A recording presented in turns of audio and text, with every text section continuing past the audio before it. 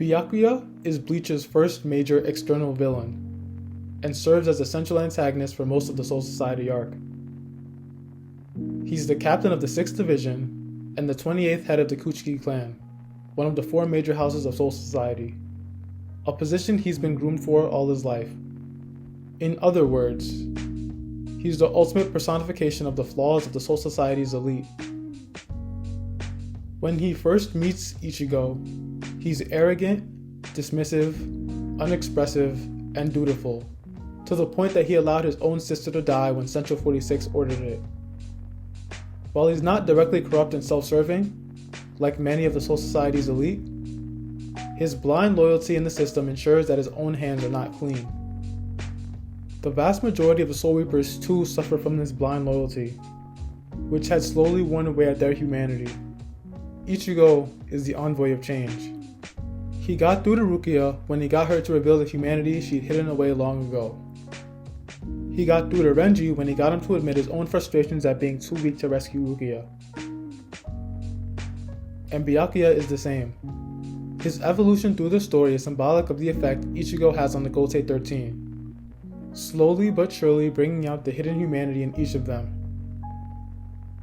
Byakuya, more so than nearly anyone else, is defined by his relationships, and what he'll do, or won't do, to preserve them. So it's no surprise that the enemies he's pitted against are those whose abilities embody toxic relationships.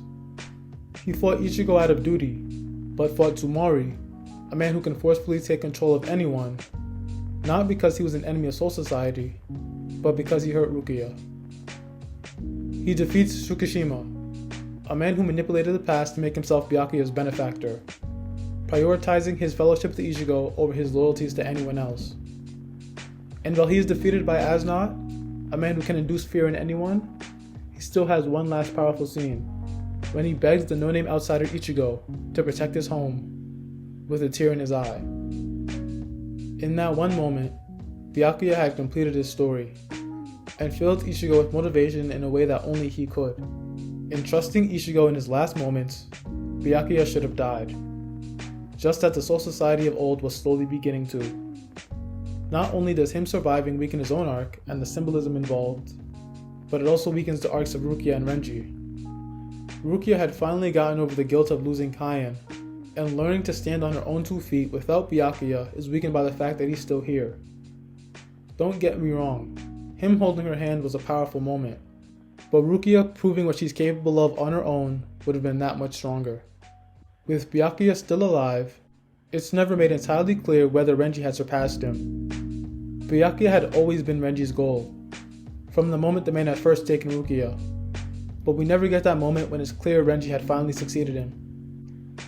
Byakuya is all about protecting his home and those he cares for, and the perfect way to end his story would have been him shedding his arrogance and elitism, and trusting Ichigo to protect them in his place, even if he'd never see it. And that's kind of what happens?